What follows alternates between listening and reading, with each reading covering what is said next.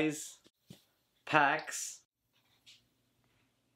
Rock. Fate of the Furious. So Fate of the Furious is the 8th installment, my god, 8th installment in the Fast and Furious franchise. We're seeing these guys a year or two after their last big mission, this time around with no Paul Walker for obvious reasons. Everyone's doing their own thing, but yet they have to come together for another little mission. However, this time around, the mission will involve Dominic Toretto turning his back on his family. Dominic Toretto is being hired by Charlize Theron's character, Cypher, who has some pretty big leverage against him, and on the other side of that, Dominic Toretto's old team and family must now team up to fight against their most skilled player. And that's all I'll pretty much say without giving any spoilers to you guys. This is a spoiler-free review. I'm just going to tell you what I liked about the film, what I didn't like, hit you with the rating system just like this one, breaking down the elements of the film and giving you a final ranking. The Fast and Furious franchise just keeps moving along and it doesn't look like it's going to stop anytime soon. I mean, they already have release dates for 9 and 10, so this franchise isn't going nowhere anytime soon. And after watching this one, I'm actually very happy it's sticking around. The Fast and Furious franchise has always been a sort of weird franchise for me. Before going into reviewing the film, a little bit of my thoughts on the previous Fast and Furious franchise. I was a big fan of the first one, and from there, of course, I liked the second one. I did not like the third one, and then when it came back around with the fourth one, I thought, hell yeah, everyone's back. Of course I want to see this. But then the fifth one came out, and that completely blew my mind and changed the franchise forever. You bring in a star like The Rock. You had elements of exciting, fun, but yet stupid. It all became this perfectly formulaic film that I'm happy is coming out every 2 years. While I don't see these as films, they're very entertaining movies that I like to watch. And with that said, Fast 8 is no different, but if anything, it elevates it from what its predecessors was. Starting off with the positives of the film, my biggest concern going into the film was, am I gonna feel the absence of Paul Walker? Now, we obviously know why Paul Walker isn't in this film. I felt they gave him a nice little send-off on the 7th film, and to not involve his character in this 8th installment was a great idea, and it just would have been disrespectful to Paul Walker. But still, this was a character I followed for 7 films. He was the lead of all those 7 films. How could I just let go of the main star and have to deal with what I consider sort of the B-list? And in all honesty, with all due respect to Paul Walker,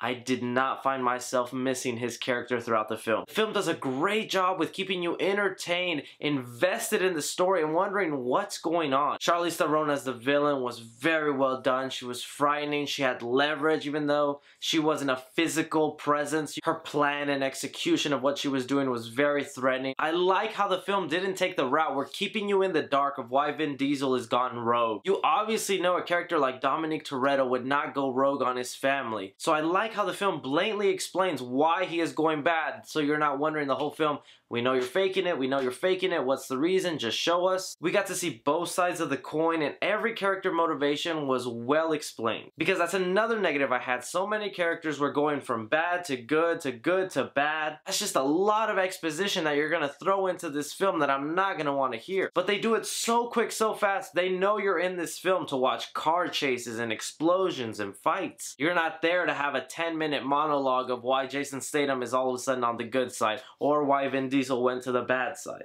Another positive of the film is they elevated the action and the set pieces in this film. Every movie, these set pieces just get bigger and bigger, and they had individual things that might not have been the big scale action scene, but that were still creative and fun and different. That's one thing that I like that the Fast and Furious franchise is doing, is that they're bringing in new directors for every other film. In this one, you have F. Gary Gray, who we previously know directed Straight Outta Compton, a film that I believe deserved an Oscar nomination, and I believe he did an amazing job with this film. It felt very refreshing, even though this is the 8th installment and there are only so many things you can do with car chases and fight scenes. He just managed to make it different, but still in the same vein of what the previous movies are escalating to. Another thing I like that this film did for a little bit is it reminded you that these guys are still human. Before we get to all the action set pieces where they become superhuman and don't get hurt at all, you're reminded that these guys have a life outside of their crime fighting. They have a family, they have daughters, they go to soccer games, they go out for bread, they buy flowers. It's just sort of that humanizing factor that was very much appreciated. I'm very happy with the way Fate the Furious came out. I can see this franchise continuing with Vin Diesel as the lead now. But it's not Vin Diesel alone. The thing that makes this whole thing work is all the characters coming together, their chemistry, their banter, their little quips. Dom and Letty as the new leads really works out well, and I'm excited to see them 7 future installments. I would love to see F. Gary Gray return as director, but if he does not, I still think that's a wise choice as long as you get a capable director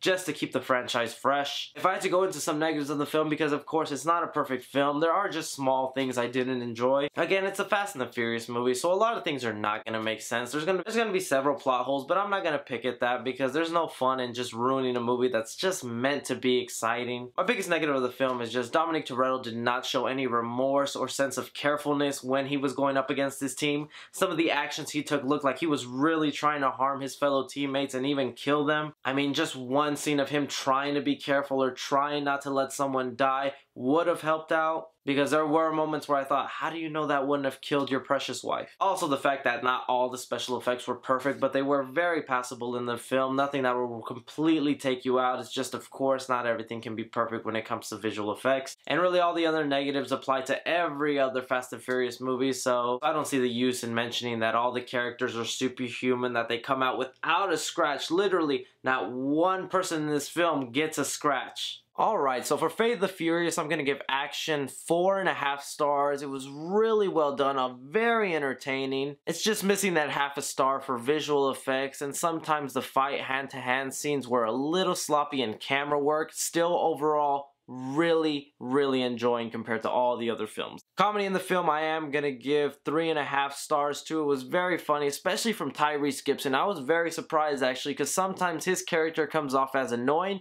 but in this film it was very well balanced. He even got a cool scene. Drama in the film, I'm gonna give 3 stars because this is sort of the biggest drama thing to happen to Fast and Furious since the first film, Dominic Toretto turning on them. Horror in the film, I'm gonna give no stars. There's nothing really that'll scare anyone. And suspense in the film is gonna get 3.5 stars just because there are a few little moments throughout the film. Little twists and turns and excitement that'll just keep you entertained and watching this film. Casual fans, I'm gonna give an A+. Cinephiles, I'm gonna give an A+.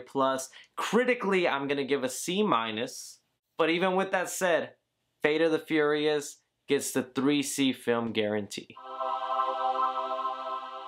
One thing I do want to mention to you guys out there is there is no post-credit scene, and if there actually is one, I'm sorry for telling you this, but in my advanced screening there was no post-credit scene, so do not waste your time with sitting through all the credits because there's nothing there, which kind of sucks. But just to let you guys know. Anyways, I'm Chris. Take care.